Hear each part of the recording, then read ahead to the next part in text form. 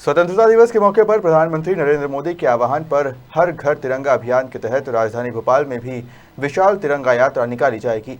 यात्रा की शुरुआत आज़ादी की वर्षगांठ के एक दिन पूर्व 14 अगस्त को राजधानी के डॉक्टर श्याम प्रसाद मुखर्जी नगर कोलार से शुरू होगी, जो परंपरागत मार्गों से होती हुई संत हिरदाराम नगर शहीद हेमू कॉलोनी स्टेडियम पर समाप्त होगी। आज़ादी के अमृत महोत्सव के तहत होने वाली तिरंगा यात्रा को लेकर आज मानस भवन परिसर में कर्म संस्था के अध्यक्ष और विधायक रामेश्वर शर्मा के नेतृत्व में बड़ी बैठक का आयोजन किया गया, जिसमें तिरंगा यात्रा को लेकर रणनीति तैयार की गई। तिरंगा यात्रा को लेकर हुई बैठक के लिए मानस भवन को भी तिरंगा की थीम पर सजाया गया था, जो पूरे समय आकर्षण का केंद्र रहा।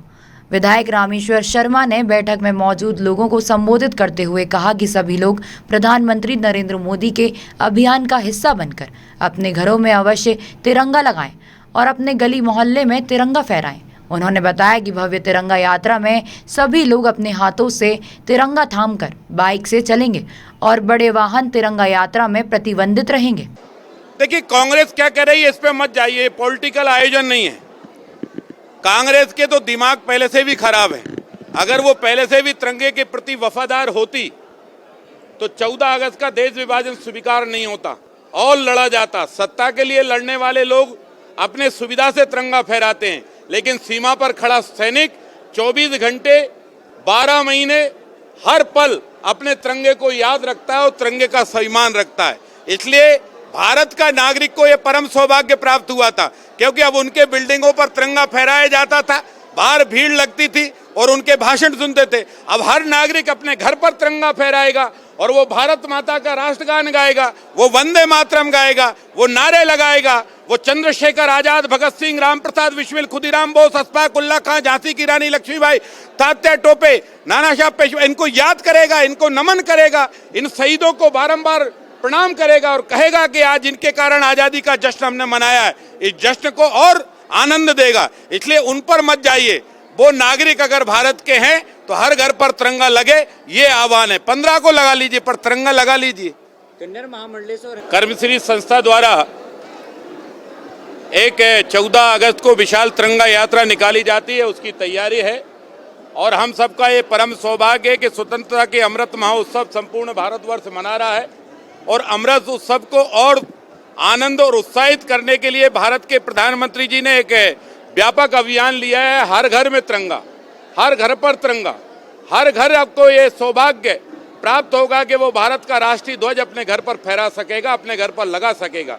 इस अभियान के तहत भी हमने सभी से आह्वान किया है, बातचीत की है और हमारी कोशिश है कि भोपाल का कोई घर बाकी ना बचे। उसके छत पर, चाहे वो झोंपड़ी हो, चाहे कच्चा मकान हो, चाहे पक्का मकान हो, चाहे बिल्डिंगें हो, चाहे वो जहाँ निवास करता हो, जहाँ वो रहता है वहाँ पर तिरंगा लगे। वो अपने राष्ट्र ध्वज को सम्मान दे, अपने राष्ट्र ध्वज की पहचान बने हिंदुस्तान के स्वाभिमान के लिए।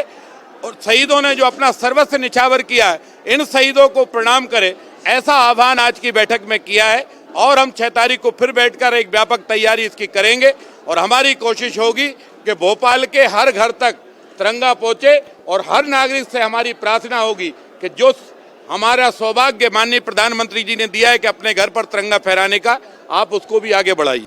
नहीं दिखेगा, नहीं है, क्यों नहीं दिखेगा? मैसेज हमें क्या देना? मैसेज तो वो दे रहा है, वो क्या है? हमारा क्या मैसेज? हमारी तो प्रार्थना है। तिरंगे राष्ट्रीय ध्वज है, तिरंगा भाजपा का ध्वज नहीं है, तिरंगा रामेश्वर शर्मा का ध्वज नहीं है, तिरंगा ये देश का ध्वज है। उसमें रामेश्वर शर्मा को भी हाथ में लेने का मैं फक्र होता है। जब भारत का खिलाड़ी गांव की पिच पर खेलता है तो वो कहता है कि मैं कितना खेल पाऊंगा। जब वो प्रदेश की पिच पर खेलता है तो उसको लगता है मैं कितना खेल पाऊंगा। और जब वो एशियाई में जाता है और हाथ में तिरंगा लेकर आगे बढ़ता है, तब उसके दिल से पूछो, तब उसको क्या लगता है। तो तिरंगा बड़ा स्वाभिमान है, तिरंगा हमारी जान है।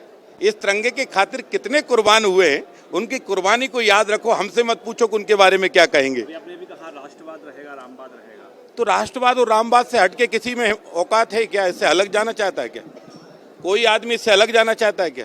भैया, राष्ट्रवाद ही रामवाद है, क्योंकि भारत के संविधान में राम राज की कल्पना महात्मा गांधी जी ने दी थी और भारत के संविधान निर्माता आदरणीय बाबा साहब अम्बेडकर ने राजा राम के राम दरबार का चित्र भारत के संविधान में लगा है। तो राम राज के लिए ही तो भारत ने युद्ध लड़ा है। और रामराज ही तो है। देखिए, उनकी मांगे बहुत अच्छी है, हम लोग भी इस मांग का समर्थन कर रहे हैं, लेकिन मामला न्यायालयीन है और भारत के नागरिक न्यायालय के प्रति सम्मान रखते हैं। हमें उम्मीद है जब राम को न्याय मिला है, कृष्ण को भी न्याय मिलेगा, भगवान शंकर को भी न्याय मिलेगा। यही भारत की खूबसूरती है कि जो त्रिलोकीनाथ थे, जो दुनिया को न्याय देते थे, पर उनने भी भारत की न्यायपालिका का सम्मान किया और कहा हमें भी न्याय दो। और जैसे भी मिला, राम को न्याय मिला है, हम उम्मीद करते हैं कि शंकर पे भी अभिषेक का भी न्याय मिलेगा और शंकर पे पूजा अर्चना करने का भी। भोपाल से उमेश यादव की रिपोर्ट।